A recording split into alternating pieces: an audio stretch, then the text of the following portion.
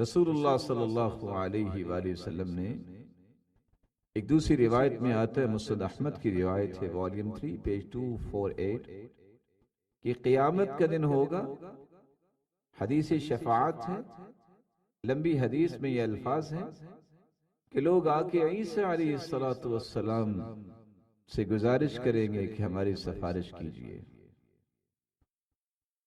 تمام انبیاء سے ہوتے ہوئے آئیں گے، لیکن تمام انبیاء کیا کہیں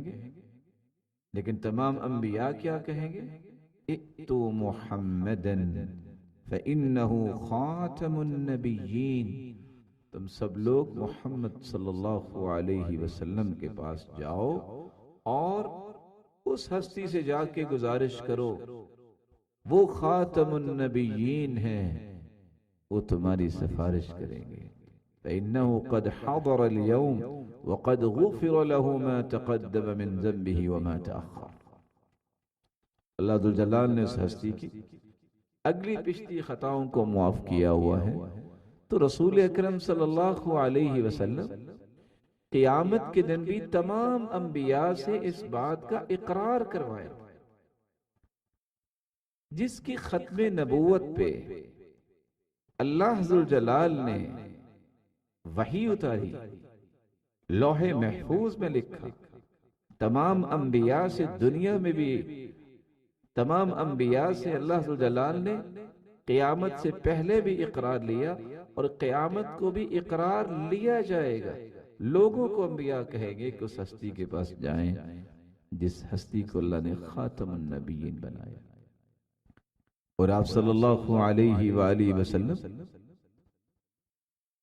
بیان کرتے ہیں کہ صرف انبیاء ہی نہیں بلکہ قیامت کا دن ہوگا، پوری کائنات جب انبیاء علیہ السلام سے ہوتے ہوئے رسول اللہ صلی اللہ علیہ وآلہ وسلم کے پاس آئے گی، اور آ کے پوری کائنات سے بھی اللہ ذوالجلال یہ اعتراف کروائیں گے۔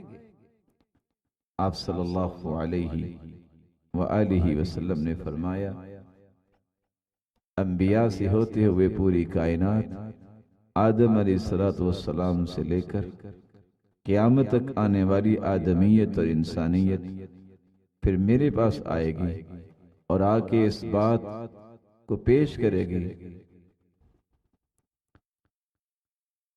انت یا رسول اللہ، یا انت رسول اللہ صلی اللہ علیہ وسلم وخاتم النبیین، آپ اللہ کے رسول بھی ہیں اور خاتم النبیین بھی ہیں، آپ ہماری سفارش کیجیے۔ پھر آپ صلی اللہ علیہ وسلم سفارش کریں گے، شفاعت کریں گے، اور تب جا کے لوگوں کا حساب شروع ہوگا۔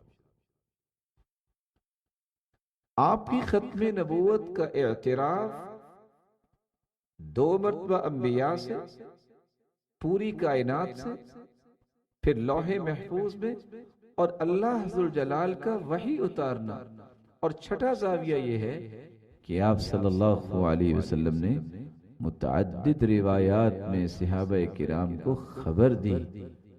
ثوبان رضی اللہ تعالی عنہ فرماتے ہیں، سنن ابی داؤد کی روایت ہے 4252، وَأَنَا خَاتَمُ النَّبِيِّينَ لا نبی بعدی، میں خاتم النبیین ہوں، میرے بعد کوئی نبی نہیں ہے۔ وَلَا تَزَالُ طَائِفَةٌ مِّنْ أُمَّتِي ظَاهِرِينَ عَلَى الْحَقِّ لا يضرهم من خالفهم حتى يأتي امر اللہ، ایک ایسی جماعت میری امت میں سے حق پر ہمیشہ قائم رہے گی، دنیا جہان اس کی مخالفت کرے اسے کوئی پریشانی نہیں ہوگی یہاں تک کہ قیامت آ جائے۔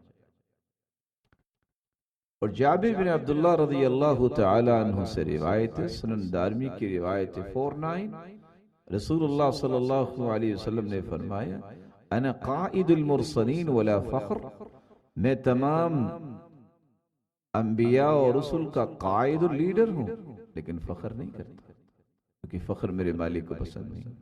وانا خاتم النبیین ولا فخر، میں خاتم النبیین ہوں اور مجھے اس پر بھی فخر نہیں۔ صوبان رضی اللہ تعالی عنہ سے ایک دوسری روایت ہے جامع ترمذی میں 2219 کہ آپ صلی اللہ علیہ وسلم نے فرمایا لا تقوم الساعة حتى تلحق قبائل من أمتي بالمشركين وحتى يعبدوا الأوثان وإنه سيكون في أمتي 30 كذابون كلهم يزعم أنه نبي وأنا خاتم النبيين لا نبي بعدي۔ آپ صلی اللہ علیہ وآلہ وسلم نے فرمایا اس وقت تک قیامت قائم نہیں ہوگی جب تک میری امت میں سے بعض قبائل مشرکوں کے ساتھ مل جائیں اور وہ بتوں کی پوجا کریں گے۔ یہ روایت جامع ترمذی کی ان لوگوں کے لیے بہت بڑی دلیل ہے جو لوگ جھانسا دیتے ہوئے کہتے ہیں کہ اس امت میں تو کوئی شرک نہیں ہوگا، اس لیے کسی کو مشرک نہیں کہا جا سکتا۔ اللہ کے رسول صلی اللہ علیہ وسلم نے فرمایا ہے کہ کتنے قبائل جو ہیں وہ مشرکوں کے ساتھ مل جائیں گے۔ پھر آپ نے فرمایا کہ میری امت میں سے 30 لوگ جو ہیں کذاب جھوٹے اس بات کا دعویٰ کریں گے کہ وہ نبی ہیں، جبکہ وَأَنَا خَاتَمُ النَّبِيِّينَ لَا نَبِيَّ بَعْدِي، میرے بعد کوئی نبی نہیں آئے گا۔ صحیح بخاری کی ایک چوتھی روایت ہے 3535 جس میں ابو ہریرہ رضی اللہ تعالی عنہ بیان کرتے ہیں رسول اللہ صلی اللہ علیہ وسلم نے فرمایا میری مثال تو ایسی ہے انبیاء کے ساتھ کہ ایک شخص نے ایک گھر بنایا، اسے بہت خوبصورت بنایا، لیکن ایک اینٹ اس میں باقی رکھی گھر کے ایک زاویے میں۔ لوگ اس گھر کا چکر لگاتے ہیں اور اس کی تعریف کرتے ہیں اور کیا کہتے ہیں کہ یہ گھر کتنا اچھا ہے، کاش یہ اینٹ بھی رکھ دی جاتی تو۔ ساتھ ہی اللہ کے رسول نے فرمایا فَأَنَا الَّبِينَ وَأَنَا خَاتَمُ النَّبِيِّينَ، رسالت و نبوت کا یہ خوبصورت گھر مکمل کرنے والی اینٹ وہ میں ہی ہوں، اور میں نے اس مبارک سلسلے کو مکمل کر دیا۔ رسول اللہ صلی اللہ علیہ وآلہ وسلم کی ایک پانچویں روایت بھی ہے جس میں آپ صلی اللہ علیہ وسلم نے فرمایا، صحیح مسلم کی روایت ہے 2287 فَأَنَا خَاتَمُ النَّبِيِّ فَخَتَمْتُ الْأَنْبِيَاءَ۔ اسی طرح کی روایت جو صحیح بخاری کی ہے کہ ایک شخص گھر کا چکر لگاتا ہے، اسے گھر بہت پسند آتا ہے اور کہتا ہے کاش یہ اینٹ بھی مکمل ہو جاتی، تو ساتھ ہی آپ صلی اللہ علیہ وسلم نے فرمایا فَأَنَا مَوْضِعُ الَّبِينَ جِئْتُ فَخَتَمْتُ الْأَنْبِيَاءَ، یہ اس جگہ کو پر کرنے والا میں ہی ہوں اور میں نے انبیاء کے اس مبارک سلسلے کو ختم کر دیا اور مکمل کر دیا۔ صحیح بخاری کی ایک روایت 3455 رسول اللہ صلی اللہ علیہ وسلم نے فرمایا كانت بنو اسرائیل تسوسهم الانبیاء كلما هلك نبي خلفه نبي وانه لا نبي بعدي وسيكون خلفاء فيكثرون۔ بنی اسرائیل کے انبیاء جو ہیں وہ بنی اسرائیل کے لیے سیاست کیا کرتے، حسن انتظام، حسن تدبیر، مانیٹرنگ کرنا، یہ سیاست کا معنی ہے۔ Check and balance, accountability. جب بھی کوئی پیغمبر اللہ کے پاس چلا جاتا تو بعد والا پیغمبر بھی وہی کام کرتا، لیکن یہ یاد رکھنا چاہیے لا نبی بعدی، میرے بعد کوئی نبی نہیں آئے گا۔ ہاں وَسَيَكُونُ خُلَفَاء ہوں گے۔ تو رسول اکرم صلی اللہ علیہ وآلہ وسلم نے صحیح بخاری کی اس روایت میں دو باتوں کا اشارہ کیا کہ بنی اسرائیل کے انبیاء سیاست کیا کرتے تھے، اور سیاست حسن انتظام، حسن تدبیر، monitoring, accountability, check and balance. اس سے دھوکہ نہیں کھانا چاہیے۔ آج کل کی سیاست یہ سوس سے ہے۔ سوس کا مطلب ہوتا ہے کیڑا نے، سوس کا مطلب ہوتا ہے کیڑا۔ حدیث کے الفاظ ہے كَانَ يُخْرِجُ السُّوسَ مِنَ التَّمْرِ فَيَأْكُلَهُ، کھجور کو کھولتے اگر کوئی کیڑا ہو تو اس کو نکال کے صاف کر کے پھر آپ تناول کرتے. ایک دوسرے کے کیڑے نکالنا، لیگ پولنگ کرنا، دوسرے کو ذلیل کرنا اور اکھاڑ پچھاڑ کرنا، یہ کوئی اسلامی سیاست نہیں ہے. یہ گرے ہوئے نیچ لوگوں کی سیاست ہوتی ہے. انبیاء کی سیاست تو بڑی پاکیزہ تھی. اس سے تو قومیں بلندی کی طرف جاتی تھی، قومیں جو ہیں برباد نہیں ہوتی تھی. قوموں کے کردار سازی اور قوموں کے اخلاقی رویوں کو بڑھاوا دیا جاتا تھا. یہاں ایک دوسرے کی عزت اور ذلت کا کھیل کھیلا جاتا ہے. اس کو اسلامی سیاست کا نام نہیں دیا جائے. رسول اللہ صلی اللہ علیہ وسلم نے یہ بھی فرمایا، سیدنا حذیفہ سے روایت ہے، اس ساتویں روایت صحیح الجامع کی ہے 4258، فی امتی کذابون دجالون 27 منہم 4 نسوہ، میری امت میں دجال اور کذاب آئیں گے 27، 4 عورتیں ہوں گی. وانی خاتم النبیین لا نبی بعدی، میں خاتم النبیین ہوں، میرے بعد کوئی نبی نہیں آئے. ارباض بن ساریہ رضی اللہ تعالی عنہ روایت کرتے ہیں کہ رسول اللہ صلی اللہ علیہ وسلم نے فرمایا، مسند احمد کی روایت ہے، والیوم 4 پیج 127، اور سلسلہ صحیحہ کی روایت ہے 1546. آپ صلی اللہ علیہ وسلم نے فرمایا، انی عند اللہ لخاتم النبیین، انی عبد اللہ لخاتم النبیین، میں اللہ کا بندہ ہوں اور اللہ ذوالجلال کا بندہ ہونے کے ساتھ ساتھ میں خاتم النبیین ہوں. وَإِنَّ آدم علیہ السلام لَمُنْجَدِلٌ فِي طِينَتِي، جب آدم علیہ السلام ابھی ڈھانچے کی حالت میں مٹی کی صورت میں پڑے ہوئے تھے، اللہ ذوالجلال نے مجھے اس وقت بھی خاتم النبیین بنایا.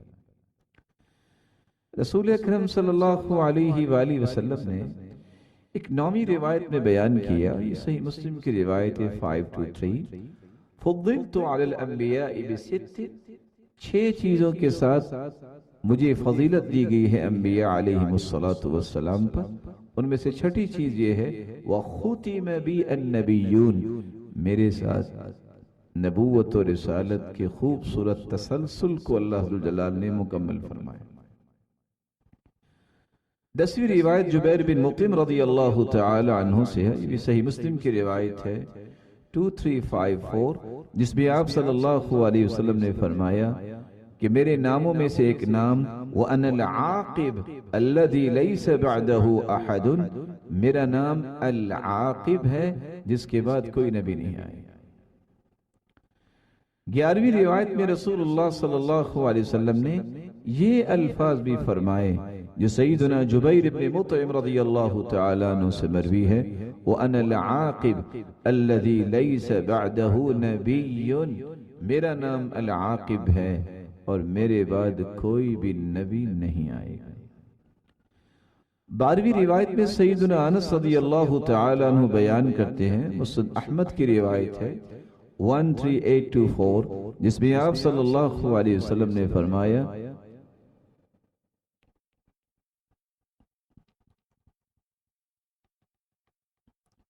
ان الرسالة والنبوة قد انقطعت، رسالت اور نبوت منقطع ہو گئی. اور ساتھ ہی یہ فرمایا، فلا رسول بعدی ولا نبی، میرے بعد نہ کوئی رسول آئے گا اور نہ کوئی نبی آئے گا. یہ مسند احمد کی روایت ہے، جو مسند احمد کی روایت ہے جس میں رسول اللہ صلی اللہ علیہ وآلہ وسلم نے اس بات کی طرف بھی اشارہ کر دیا کہ میرے بعد کوئی رسول بھی نہیں آئے گا اور کوئی پیغمبر، کوئی نبی بھی نہیں آئے گا. مسند احمد 13824.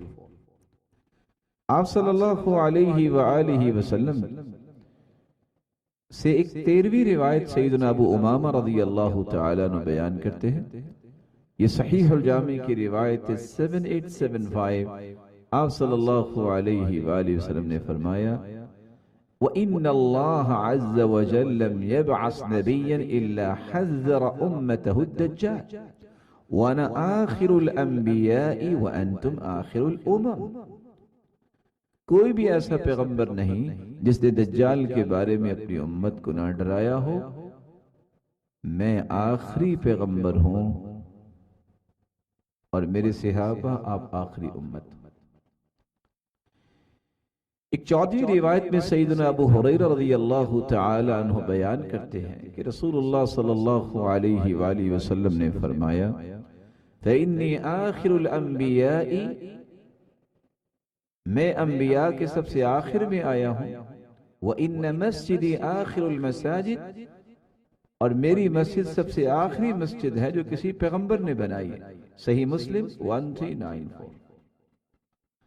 اور ایک 15ویں روایت میں سیدنا ابو امامہ الباہلی رضی اللہ تعالی عنہ بیان کرتے ہیں رسول اللہ صلی اللہ علیہ وآلہ وسلم نے فرمایا ایھا الناس انہ لا نبی بعدی، سلسلہ صحیحہ 3233، لوگو میرے بعد کوئی نبی نہیں آئے گا، ولا امت بعدکم، اور تمہارے بعد کوئی امت نہیں ہوگی، الا فاعبدوا ربکم، خبردار تم اپنے رب کی عبادت کرنا، وصلوا خمسکم، 5 نمازیں پڑھنا، وصوموا شہرکم، اور رمضان المبارک کے روزے رکھنا، وادوا زکاة اموالکم، اور اپنے مالوں کی زکوٰۃ دینا، طیبۃ بہا انفسکم، دل کی خوشی سے، واطیعوا ولاة امرکم، اور اپنے حکمرانوں کی اطاعت کرنا، تدخلوا جنت ربکم، تم اپنے رب کی جنت میں داخل ہو جاؤ۔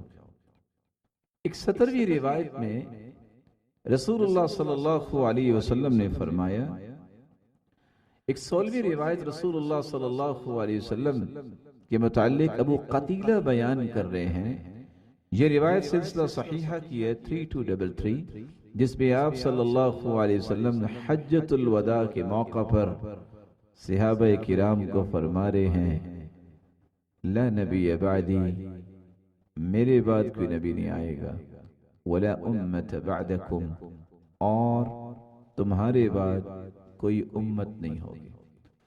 رسول اللہ صلی اللہ علیہ وآلہ وسلم کے صحابی ابو الدرداء رضی اللہ تعالی عنہ ایک 17ویں روایت بیان کرتے ہیں کہ آپ صلی اللہ علیہ وسلم نے فرمایا انا حظکم من الانبیاء وانتم حظی من الامم، میں انبیاء میں سے تمہارا حصہ اور تم امتوں میں سے وہ حصہ ہو جو میرے حصے میں آئے۔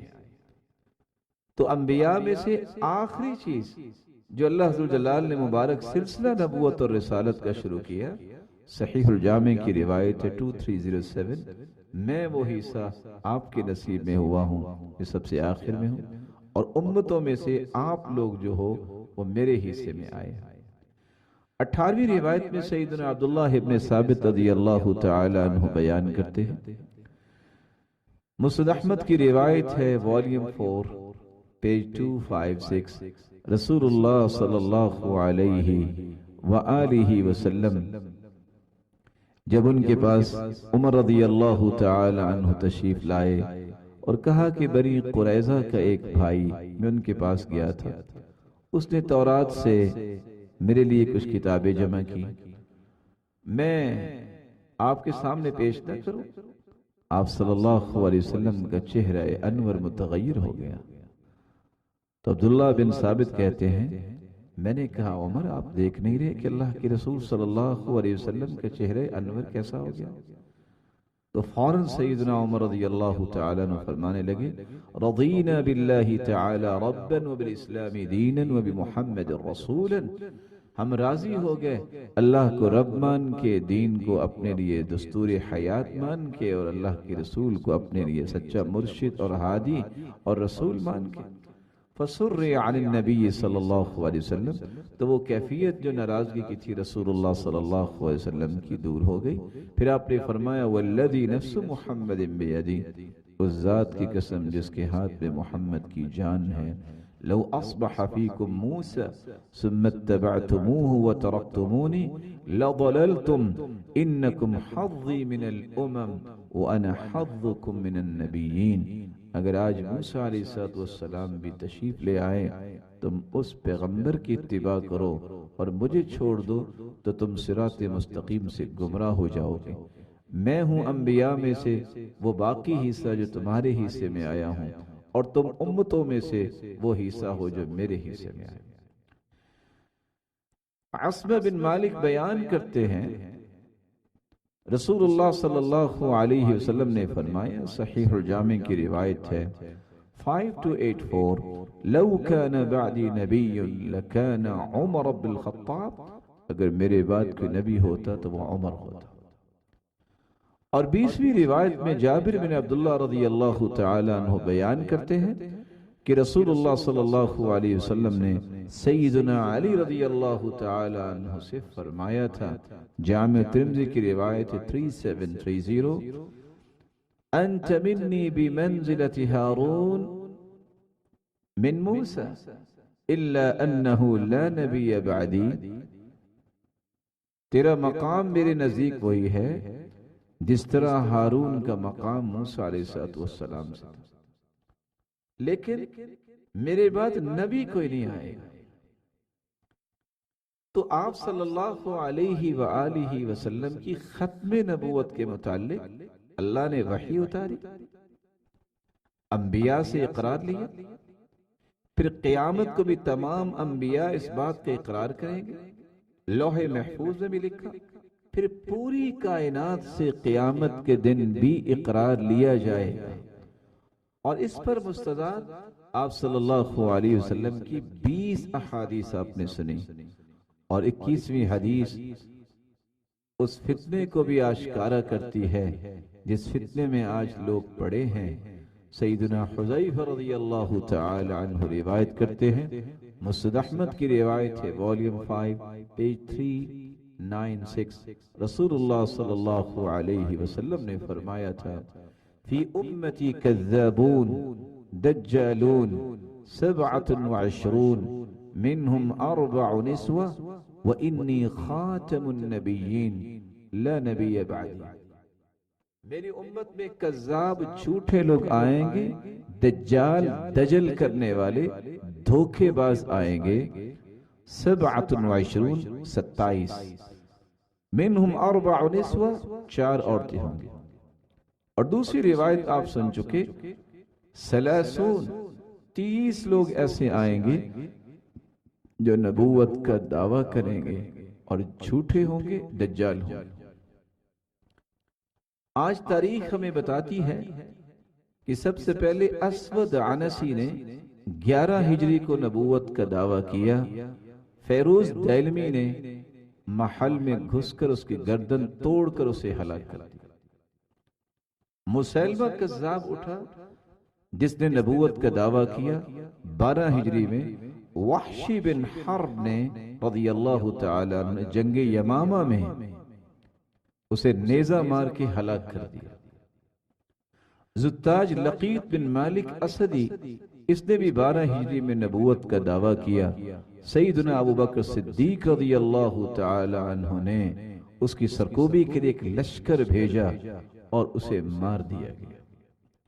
مختار ثقفی 27 ہجری میں نبوت کا دعوے دار بنا، مصعب بن عمیر رضی اللہ تعالی عنہ سے جنگ میں یہ جہنم حاصل ہوا۔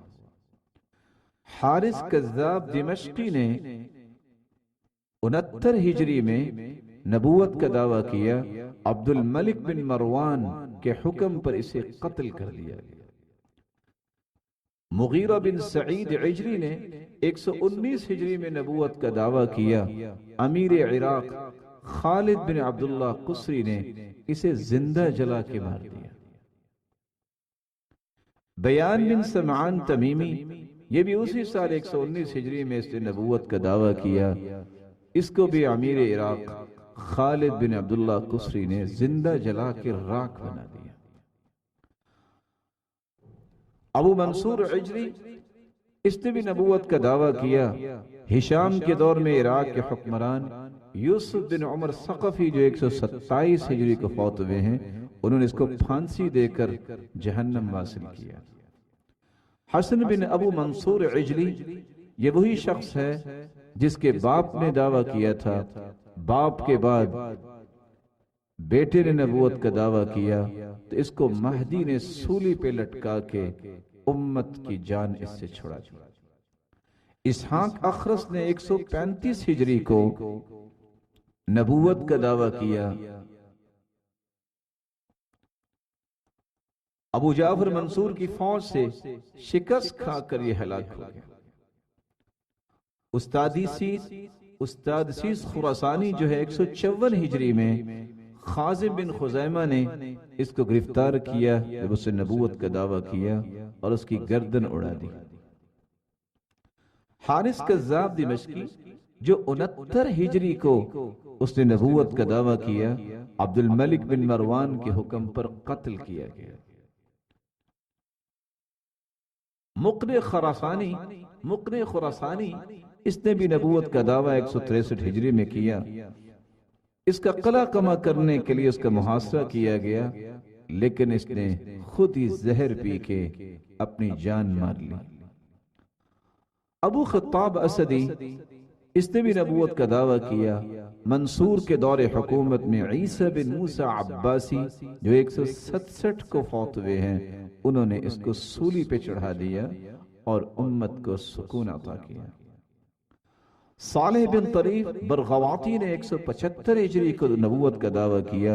کچھ عرصے کے بعد یہ اپنے بیٹے کو اپنا جانشین بنا کر روپوش ہو گیا اور دنیا میں نظر نہیں آیا۔ بابک بن عبداللہ جس نے 222 ہجری میں نبوت کا دعویٰ کیا، خلیفہ معتصم کے حکم پر اس کا ایک ایک عضو کاٹ کر اسے مار دیا گیا اور امت کو اس کے فتنے سے بچا لیا گیا۔ علی بن محمد خارجی نے 270 ہجری میں نبوت کا دعویٰ کیا۔ خلیفہ معتمد کے دور میں موفق نے اس کا سر کاٹ کر نیزوں پہ چڑھا دیا اور اس کے فتنے سے امت کو بچایا۔ ابو سعید حسن بن بحرام قرمتی نے 301 ہجری میں نبوت کا دعویٰ کیا اور پھر اپنے غلام ثقلبی کے ہاتھوں ہی حمام میں جہنم واصل ہوا۔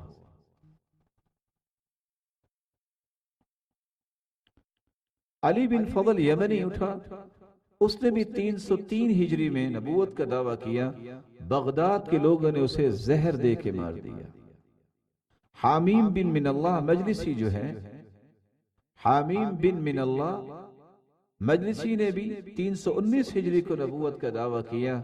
لشکر اسلامی نے محاصرہ کیا اور اس کو شکست دی اور اس کا سر اڑا دیا اور سر لے کر خلیفہ کو بھجوا دیا۔ عبدالعزیز باسندی نے 332 ہجری کو نبوت کا دعویٰ کیا۔ قبیلہ مسعودہ سے لڑائی کرتے ہوئے احواز کے مقام پر یہ بھی جہنم رسید ہوا۔ ابو منصور عبسی برغواتی نے 369 ہجری کو نبوت کا دعویٰ کیا۔ بلقین بن زہری نے جنگ میں اسے ہلاک کر دیا۔ اصغر تغلبی اٹھا جس نے 439 ہجری میں نبوت کا دعویٰ کیا۔ نصر الدین دولہ نے اسے پہلے گرفتار کیا، جیل میں ڈالا اور اسے مار دیا۔ بہا فرید نیشہ پوری نے 442 کو نبوت کا دعویٰ کیا۔ ابو مسلم خراسانی نے تلوار سے اس کا سر اڑا دیا۔ احمد بن قسی 560 ہجری میں نبوت کا دعوے دار بنا۔ حاکم عبد المؤمن نے اس کو گرفتار کروا کر جیل میں ڈالا اور اسے ہلاک کر دیا۔ عبدالحق مرسی نے 668 ہجری میں نبوت کا دعویٰ کیا۔ اس نے ایک روز فسد کروایا جس وجہ سے خون اس قدر نکلا کہ وہ خود ہی ہلاک ہو گیا۔ عبدالعزیز طرابلسی اٹھا، 717 ہجری میں اس نے نبوت کا دعویٰ کیا۔ حاکم طرابلس نے اسے گرفتار کیا اور اسے قتل کر دیا۔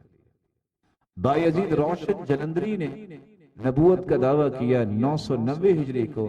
یہ سزائے موت سے تو بچا رہا لیکن قہر الہی سے بے نام و نشان ہو گیا۔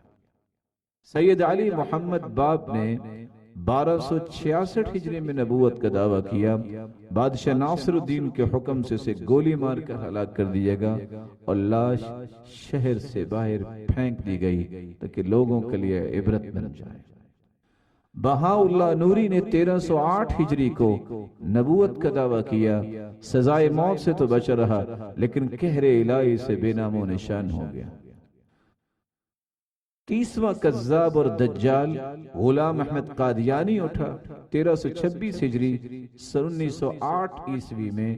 اس نے نبوت کا دعویٰ کیا، یہ سزائے موت سے تو بچا رہا لیکن قہر الہی سے یہ بے نام و نشان ہو گیا۔